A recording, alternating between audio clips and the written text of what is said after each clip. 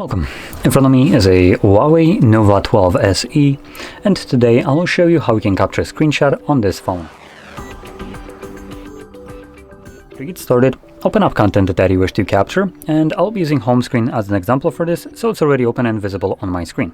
Once that's the case for whatever you want to capture, then you can hold your power button and the volume down at the same time.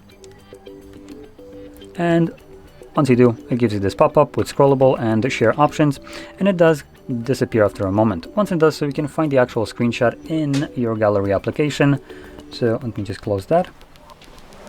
And you should be able to find it under albums, screenshots, and I think this is the one. Yep. And as you can see, it's right over here. So anyway, if you found this very helpful, don't forget to hit like, subscribe, and thanks for watching.